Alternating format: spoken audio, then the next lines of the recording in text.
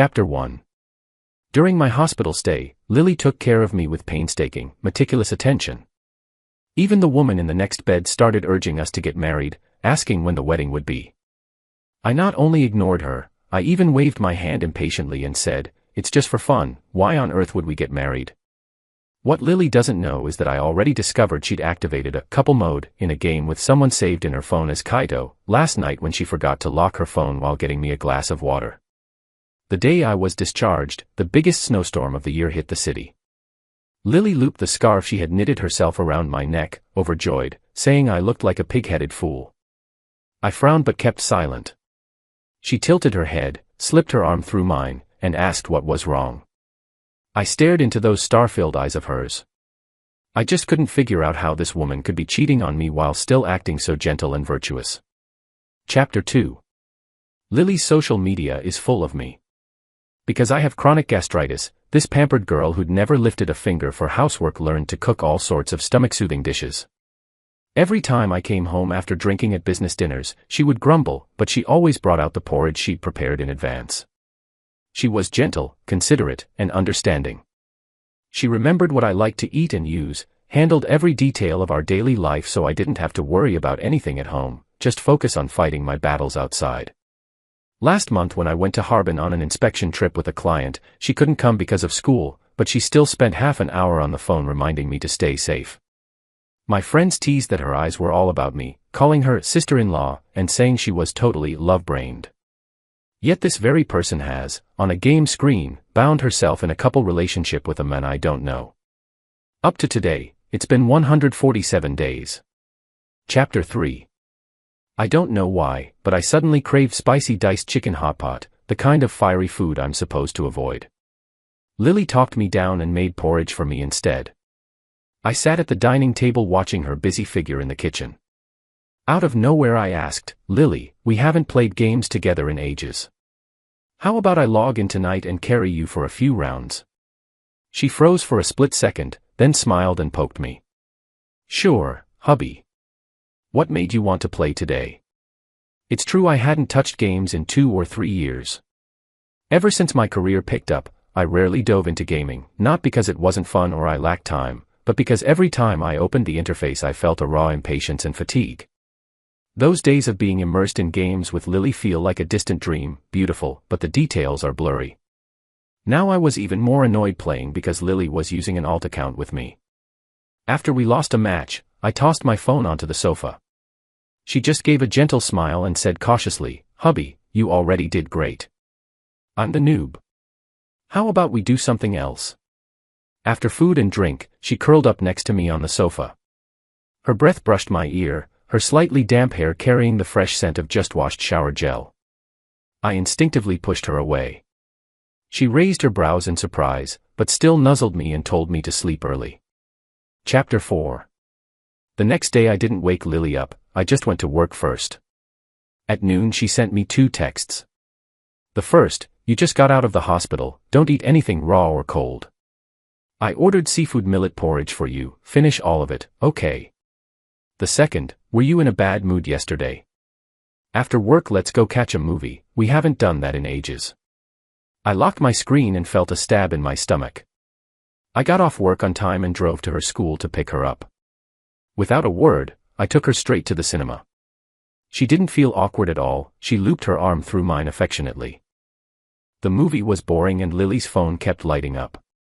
Halfway through, she suddenly told me the school had an urgent matter and she had to take a call. I nodded and said fine, I'd head home after the movie. But she probably didn't expect me to follow her, walking out of the theater right behind her. Luckily she was on foot, if she'd taken a cab I might not have caught up. The destination was close, a hospital next door. Lily's figure stands out, she's easy to spot in a crowd. So when a man rushed out of a department and swept her into his arms, I saw it clearly. Lily let him hold her. She turned her head aside, neither responding nor pulling away. Chapter 5. I got home later than Lily. She was sitting at the dining table, head tilted, watching me. I had no intention of explaining anything. As I walked past, she grabbed my sleeve. She asked, "Hubby, what's up with you these days? You seem so stressed." Did something go wrong at work? She stood on tiptoe, arms around my neck, about to kiss me. But the image of that man holding her flashed in my mind. I jolted and shoved her away. I said, "Go take a shower." My tone reeked of disgust, yet she didn't really suspect anything. On her way out, she even tossed me a flirty wink. Lily, huh? She's pretty lax about guarding herself from me. Look, her phone wasn't locked again. This time I went through her messaging app. Yesterday she'd used one account to game with me, but that was clearly her alt. After fiddling around, I realized she'd hidden another messaging app on a different screen. Logged into it was another account. The account was pretty empty, just a few people, including her best friend. Pinned at the top was a chat with someone named Kaito. Right as I looked, Kaito happened to send a message, "Lily, I'm sincere. I want to be with you, through autumn and winter, regardless of heat or cold, not just saying I love you through a phone. Lily, when will you lay it all on the table with your boyfriend?" Goosebumps crawled over me. I frowned and scrolled up. The two of them had talked a lot. So much that it felt like they talked more in a single day than Lily and I did in a month. A month ago, when I took a client to Harbin, Lily couldn't come because of school and spent half an hour on the phone reminding me to stay safe. That day was Kaito's birthday. The two of them went to the cat cafe we'd been to see the big orange tabby. Someone even took a photo of them. Lily was smiling sweetly, cradling the kitten, while that man's gaze rested on her with tender, lingering affection. My hands and feet went cold. I saw that Lily had sent him plenty of messages too.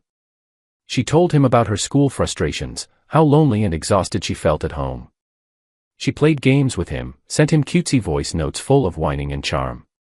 Her urge to share was so strong that even a new potted plant in the office had to be photographed and shown to him. The tutoring students she told me about were almost always dates with that guy. As I read, I slowly clutched my stomach and crouched down.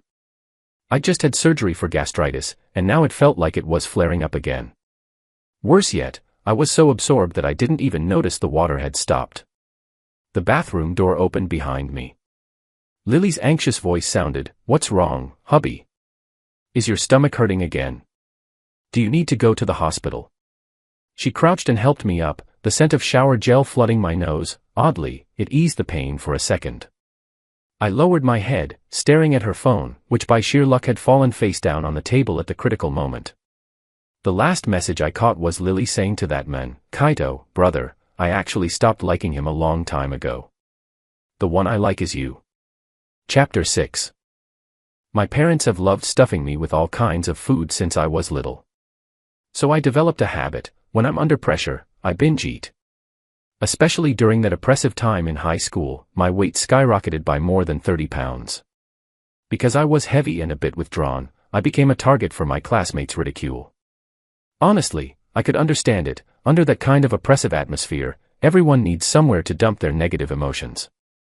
So when they openly tossed my school bag around like a basketball pass, I took the opportunity to snap and vent some pressure of my own, enough that they had to take a 3-month leave from school. After that, no one dared come near me except Lily. I met her when we both gave speeches as freshman representatives in our first year of high school. She was the girls' rep, I was the boys'. But compared to my single moment of spotlight, she was blazing like the sun. Great grades, beautiful, lots of friends. Boys who liked her were as numerous as fish crossing a river. And yet by coincidence, we ended up in the same cram class and our similar scores were always compared by the teachers. Gradually we got familiar. I know how the girls in our class talk about me behind my back. They often tease each other saying, "Look, your husband," and then burst into giggles. But Lily never engaged with their jokes. When did I fall for Lily? Probably that evening in cram class when she hugged her books and sat beside me, summer heat hanging in the air. Her brows arched and her smile was dazzling. She said, "I just checked the scores, you beat me by 1 point again. Top student, you're amazing. Lend me that brain of yours, will you?" Lily didn't know I peeked at her volunteer preference sheet when we applied to universities, how long I crunched the numbers afterward, or how many wishes I secretly made. In the end, we got into the same university. At the graduation party, a male classmate confessed to her. His family was loaded, a textbook-rich second-generation heir. I sat quietly in the crowd, listening to everyone egg them on. Back then, I really thought Lily would choose him. But she didn't, she turned him down gently. As the party wound down, I sat alone at the back of the private room. Having lived alone for so long, I wasn't fond of talking to people, habitually keeping my distance from everyone. But she could always find me. That night, Lily sat beside me, propping her chin on one hand, eyes half squinted.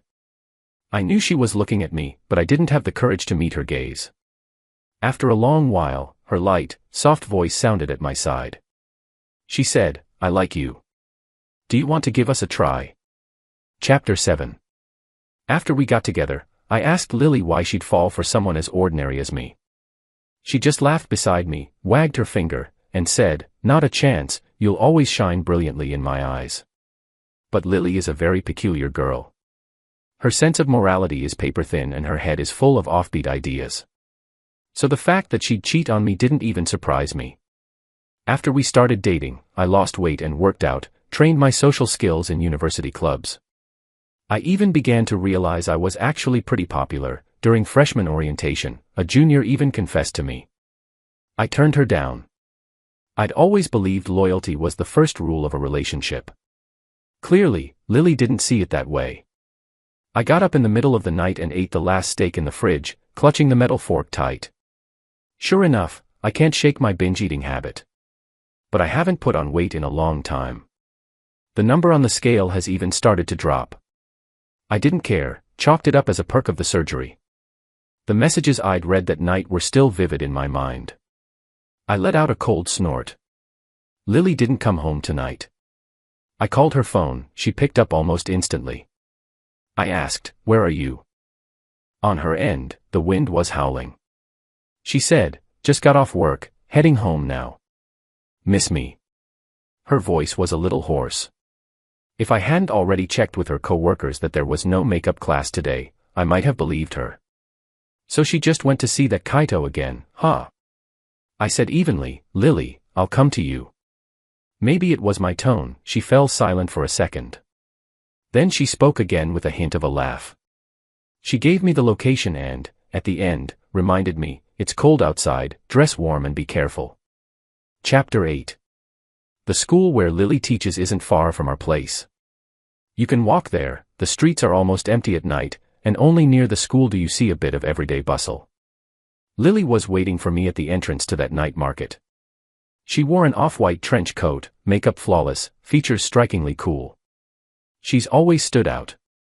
Thinking back, she was never the "settle down quietly" type.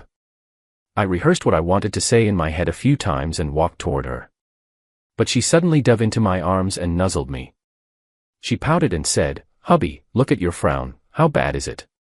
Seeing me doesn't make you happy." I thought, "Lily, do you actually know why I'm unhappy?" Dappled lights flickered across her brows and eyes, hazy smoke curled and intertwined. Everything in my head was instantly scrambled. Is life just a film spliced together, scene after scene, with no one knowing when or how the accident will happen? When sparks flew, Lily called my name. That day, I remember clearly, I went to her to break up. That day, I remember clearly, she lied about tutoring just to sneak off on a tryst with that guy named Kaito. Lily said she'd stopped liking me long ago. When that runaway cargo truck barreled toward us, the one who instinctively shoved me out of the way was her. That spreading pool of blood stabbed my eyes like needles. I practically went mad, crawling over to check her injuries, but she blinked at me and said, "As long as you're okay." What I really wanted to say was, "Lily, tell me, is staying with one person from start to finish really so damn hard?" Chapter 9. Lily's injuries were far more serious than I'd imagined. With that much blood, how could she possibly have opened her eyes the next morning completely unscathed? She was taken to the ICU and slept for 2 or 3 days straight. During that time, I finally managed to unlock her phone. Fingerprint unlock really is a wonderful invention. I couldn't stop myself from reading their chat over and over, every single line between her and that guy, all the teasing, all the flirting. In the dead of night, it felt like a knife carving into my heart. While Lily lay unconscious, that guy bombarded her with countless messages. "A flower shop just opened downstairs. See anything you like. Ms. Liu, don't forget to give me that extra lesson this afternoon. Hey, why aren't you answering me? You there, Lily? What happened? I went to your school but couldn't find you. Did something happen to you, Lily? At night I lay on the attendant's cot in the hospital, scrolling through that chat again and again. He was still sending messages, one after another, to this very phone. Halfway through, I dashed to the restroom and threw up. Fuck you, Lily. The young nurse who did rounds every day said I looked terrible and suggested I get a full physical while I was here. When I came back with the report in hand, I saw a tall, skinny man standing outside Lily's room. Sometimes you can just feel misfortune coming. Without thinking, I called out his gamer tag. He turned, stunned for a second. There aren't many places near the hospital where you can talk, but we found a ramen shop. It was 3 or 4 in the afternoon, no customers around. He propped his forehead on one hand, listlessly stirring the noodles. What's your name? I asked. Kaito. So what? He shot back, already on edge. You're the one who plays games with Lily all the time, right? Yeah. So what? You know Lily is my girlfriend, don't you? He shrugged. Didn't know. So what? The next second, I stood up and slapped him across the face, spelling out each word, so what? This daddy just smacked you, to teach you a lesson. Still pretending. You think I haven't seen your chat logs? I'd lost weight lately, but I still outweighed this beanpole. He wilted at once, eyes darting. Feelings are complicated, bro, calm down. I believe if you love someone, you shouldn't hold her back from someone better than you. Besides, it's not like you two are married. A scumbag and a slut, you two really are perfect for each other, I sneered. He came right back with, then, bro, why not just hand her over to me? I can accept her personality. My anger fizzled. I almost laughed at the nerve of him. In that instant, my stomach felt like it was on fire. I clenched my fists and he scooted farther away. The results of my physical flashed through my mind. After a moment's thought, I stood, bowed my head, and said calmly, fine. When Lily wakes up, tell her yourself. She's yours. Chapter 10. Kaito probably never expected me to give in so easily. By coincidence, just as we got back, the doctor told me Lily had woken up. Kaito all but sprinted over, and Lily, sharp as ever, must have understood everything the moment she saw the two of us together. With Kaito standing between us, she and I locked eyes in silence. She's always looked at people with a trace of adoration. Even now, it felt as though I were still the only one in her sight. A thin beam of light slipped through a crack in the floorboards. I drew a quiet breath and finally said what I hadn't managed that day. Lily, let's break up. A very, very long silence followed. She showed no surprise at all. Instead, she smiled faintly and said, it really is important to wipe your phone before something goes wrong. That's Lily for you.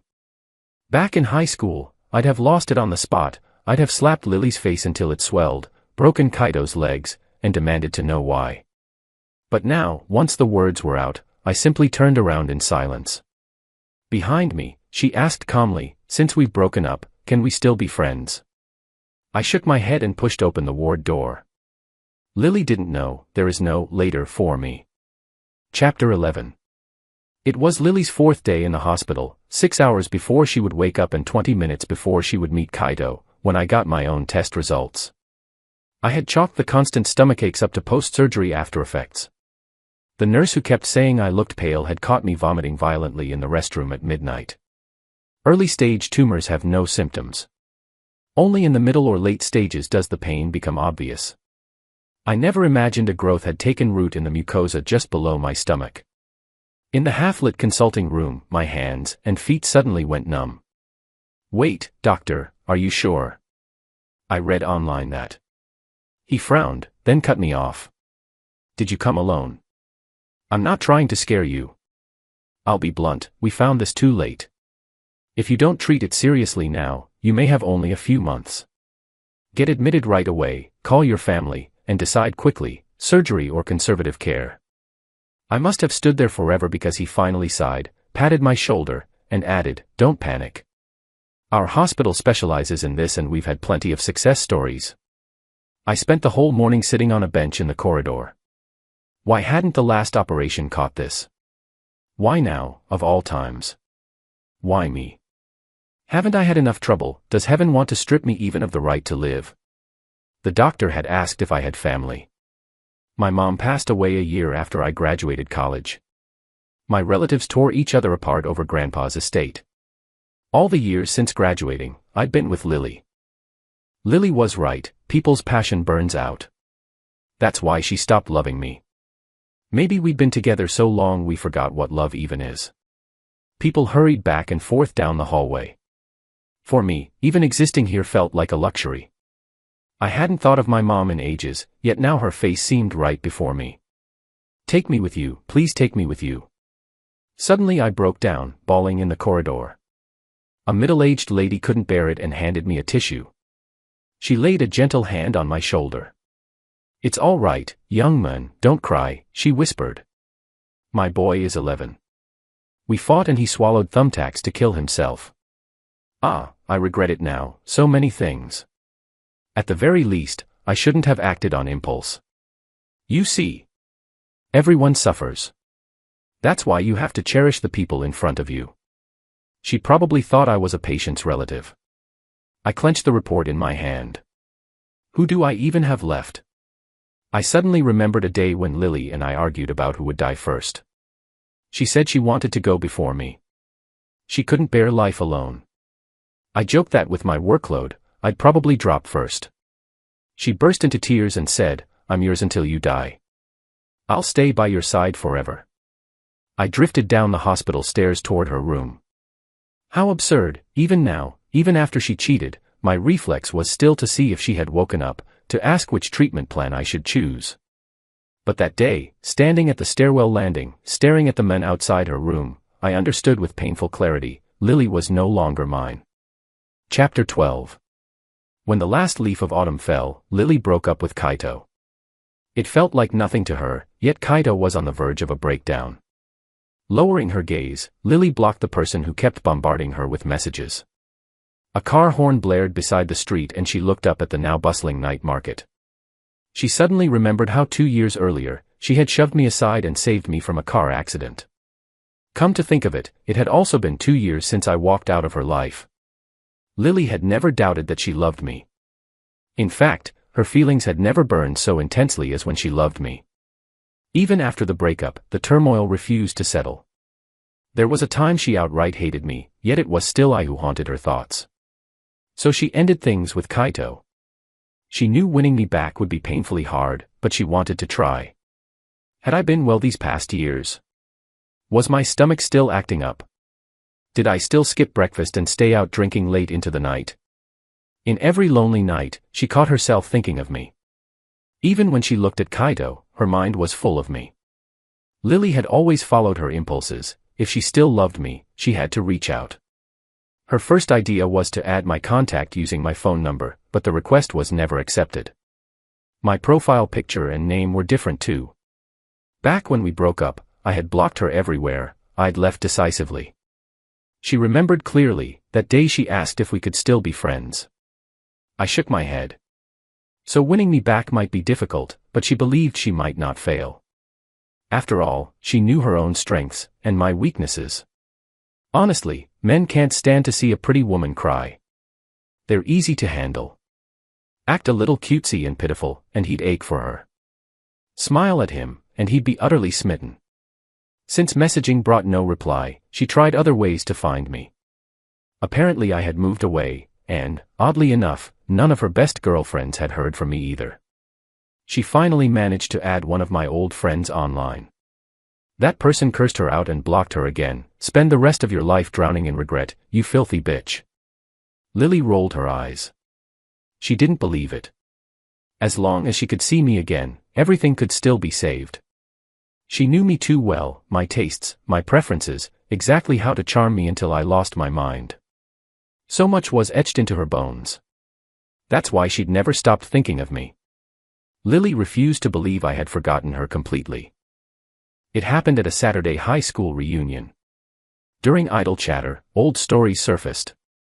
Lily couldn't hold her liquor. After 2 drinks, she propped her head on her hand, bored, listening to gossip. But when she heard my name, she suddenly looked up. "Hey, remember that old classmate?" someone sighed. "Such a pity, he died so young." "Yeah," another agreed. "I went to his funeral earlier this year, stomach cancer, I think. So tragic. His parents were gone too. When he passed, he was all alone. So young. Stomach cancer. Funeral." Those words felt alien, as though she'd never heard them in her life. She sprang to her feet and every gaze converged on her. Her head buzzed. Maybe it was the alcohol, maybe she'd misheard, maybe it was just someone with the same name. I was no longer in this world. How could that be? Had I died a year ago? Would she never see me again, never find me? Death, what did it mean? Did it mean they would never meet again in this lifetime? She tore through the world like someone possessed, hunting for anything that could prove I was still alive. She wanted evidence that people were lying to her, that everything was fake, just a cruel joke they'd all conspired to play. But there was none. All she found was an address, and a headstone. The wind hissed in the lonely hills, mountains high, rivers far. The departed were already gone. When she finally turned back to chase after them, even a single "I'm sorry" was too late. Memories flooded her like a tidal wave. The smallest stray emotion now swelled into something vast and crushing. She knelt before the grave from sunrise until sunset. Yet ashes scattered to nothing. She could never win forgiveness, there was no one left to hear her. She hadn't merely lost me. She too had been cast aside. So she locked herself in her apartment and poured herself drink after drink. Only when the alcohol dulled her brain could she see me, the man crouching in front of her, ruffling her hair. "You're such a strange one," he said. "You were the first to fall out of love, so why are you crying like this now?" After that, Lily spiraled. It seemed only when she let those shady men toy with her did she taste a fleeting hint of absolution. They dragged her out drinking every night, and her tolerance was abysmal. One day she threw up again, staggered into the restroom, and stared at the woman in the mirror. She looked for a long, long time, then lifted the bottle and smashed the glass. The reflection fractured into thousands of shards. Shaking, she whispered, "Why? Why, Lily? Why can't you just stay loyal to one person? Why did you have to leave him? Why did you believe no matter what you did, he would always turn around and forgive you?" Only later did she realize she had never stopped loving me. Some loves sink into the marrow. Abandoning me had been effortless, losing me now hurt so much she could scarcely breathe. Suddenly she snatched a shard from the floor. Facing the shattered mirror, she carved a large X across her own lips. Blood streamed down her cheeks at once. Even the men who had brought her there were startled. Cursing, they rushed her to the hospital. Chapter 13. Later she pushed the limits even further. Even with a mask covering her mouth, her face still oozed allure. One man pinched her disfigured lips and said, "I like you in this broken state." Alcohol and debauchery soon became the main motif of her life. There were things she tried desperately to forget. When she couldn't, she drowned them in whatever she was doing. Rumor had it in their circle that as long as a man looked like me, she'd hop on a plane to any corner of the country. The frenzy of longing was numbed that way, until one day it surged back like a burst dam. Everyone seemed to have my face, yet none of them were me. The moment she saw one of those familiar-looking faces, a wave of nausea hit her. She rushed into the restroom and vomited until the world spun black. Chapter 14. When Kaito found Lily, she had locked herself at home drinking. The woman opened the door reeking of alcohol. Her eyes swept Kaito from the ground up, then she rolled her eyes and tried to close the door, only for Kaito to block it with his hand. Arms folded, he asked, "If I hadn't come, how much longer were you planning to keep sinking like this?" Even in depravity, a woman like her radiated a warning: strangers keep out. Lily relaxed her brows, let out a mocking laugh. "Are you done yet?" Grinding his teeth, Kaito shot back, "Done. Lily, you were with me for 2 years. How long were you with him? And you'd ruin yourself like this for a dead guy? What does he have that I don't, that you're so hopelessly hung up on him?" The woman stared at him in silence. After a while, her voice dripped with impatience. She lifted her hand. Come in. One glance told Kaito that Lily now lived in the very apartment she had once shared with me. Nothing had changed in the decor, only the table was littered with overturned glasses. Kaito, do you know why I added you that day in the game? Lily's voice was low, like a ghost from nowhere. He probably doesn't even remember, she said. When we first played that game together, the very first username he registered was Kaito. That day I'd fought with him, so calling you Kaito felt exactly like calling him. By then I didn't love him as much. To me, you were a brand new version of him, which was why I found you more interesting.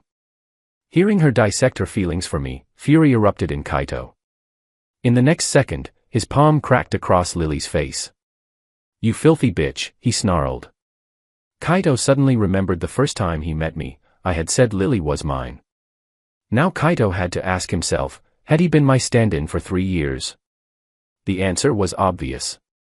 He had thought he'd won, but in the end, who was laughing? A dead man. Seeing Kaito lose control, Lily pretended to pull out her phone to call the police. Panicked, he bolted out the door. His curses still echoed, but the door shut them outside. Lily stared into her own eyes in the mirror. Today was an important day. She didn't want anyone to disturb her. Chapter 15. Christmas Eve. The streets were already filled with a festive, joyful atmosphere. This was probably the first time Lily had stepped out of her home in half a month. She had showered, put on delicate makeup, and dressed properly before heading out. December 24th, this was the day we had officially gotten together. The city lights glowed in the night, and in this sleepless metropolis, it seemed like everyone was paired up. She walked down the street, but was suddenly bumped into by someone. The person said, "Miss, you're so beautiful. Didn't your boyfriend give you flowers? Here, take this bouquet." A little boy shoved a large bouquet into her arms. Lily held the flowers, suddenly a bit at a loss. If only they were from me. If only I were still here. Then an overwhelming sense of guilt swept over her heart. The next moment, a female voice broke through her thoughts. "Hi, excuse me, could I buy those flowers from you?" It was a girl with a sweet smile and a bun hairstyle, someone who easily made a good impression. She said, "My boyfriend is being a total jerk, didn't even get me flowers today. I want to buy some and pretend someone else gave them to me, just to mess with him. But you know how it is, there's no place open for flowers tonight." Lily thought, a couple having a little fight, huh? She stood dazed and handed over the bouquet, not intending to take money. But the girl had already stuffed a bill into her hands. After thanking her, the girl walked off while Lily stood still. I had once made her angry too. She thought I had forgotten this important day and sulked, but when she opened the fridge, it was packed full of roses. In that moment, Lily felt like she loved me so much. Loved me so much she was willing to give her life for me. Lily felt like she was going insane from the memories. What if she hadn't done those things? What if she hadn't betrayed me? If she had stayed by my side, could they have spent their last Christmas together? Lily thought maybe she was becoming addicted to alcohol. She found another nightclub, drank and drank. No matter how much she drank, her tolerance never improved. She'd just end up throwing up. But when she drank too much, it felt like she could see me. Like now, a man who looked so much like me walked right past her. She burst out of the crowd, frantically chasing after him. But out on the street, among the sea of people, there was no trace of the man she was looking for. Another hallucination. But this time, she seemed to have messed with the wrong people. "Hey! You fucking blind or what?" A burly man yanked her by the arm and a group of people dragged her into an alley. The outside world was too loud and cheerful, no one heard the violence hidden within. The man sneered, "You got money? Hand it over, sugar mama." He rummaged through her bag but only found a ring. And it was only when she saw the ring that Lily's eyes snapped open. She tried to grab it back, but the man dangled it above her like a cruel joke. That ring was a gift from me. The only thing she had left that was connected to me. She couldn't get the ring back. She struggled, but several people surrounded her, kicking and punching. Drunk and out of control, she lashed out in a fit of madness. In the end, Lily curled up on the ground, finally locating the ring, only for them to realize it was made of cheap metal and had no resale value. They tossed it aside like trash. She clutched the ring to her chest like it was the most precious thing in the world. Someone muttered, "Shit, she's not dead, is she?" Another said, "Forget it, let's get the hell out of here." She didn't know how much time passed. Eventually the group ran off into the distance. Lily felt like every organ inside her was in pain. She genuinely thought she was dying. But she laughed. Winter really was kind of cold. If she just lay there like this, would she ever wake up again? No one cared what happened in a quiet alleyway. The parade floats rolled by, echoing with laughter and music. Lily didn't know. If she had opened her eyes and looked toward the next street over, there, a man was gently coaxing a girl holding a bouquet of flowers. The girl said, "All right, I'll stop teasing you. Guess where I got these flowers?" The man replied, "Who gave them to you?" She said, "Lily. I think she used to be your ex." I scratched my head and said, "Oh, she came too." The girl fiddled with the petals in her arms and nodded. "She still seems to love you. But she probably thinks you're dead. She doesn't look like she's doing well." The men shrugged indifferently. It all started with my friend wanting to mess with her. Then the whole group got involved and started playing along. I live abroad now. In the end, those idiots decided to put up a fake gravestone for me just to prove I was dead. What a joke. But hey, I've got a tough life. Even if she dies, I won't. The doctor said it was a miracle I survived. I was more afraid they'd curse me into the grave. Whatever. However Lily feels has nothing to do with me anymore. People have to move on. Honestly, after making it through all that illness, she just doesn't matter to me at all anymore. He yawned and threw an arm around the girl's shoulder. "Come on, baby, stop fussing. Let's get in the car, I've got a little surprise for you." The clock struck midnight. The snow began to fall softly from the night sky. The stars glittered, neon lights sparkled against the drifting flakes, and the crisp jingle of bells ushered in another year as the city roared with laughter and fireworks. In the alley, Lily lay curled around the cheap little ring, fingers stiff and bloodied, breath shallow and white in the freezing air. No one knew she was there, and no one called her name. On the next street over, the man she had once loved disappeared into the glow of a warm car and a new life, his arm around another woman, his laughter fading into the distance. The parade rolled on. Music thundered, couples kissed beneath street lamps, children chased each other through the snow. Somewhere between the alley's darkness and the avenue's dazzling lights, the last trace of their story was swallowed by the night, leaving only a girl, a ring, and a love that had finally come to nothing.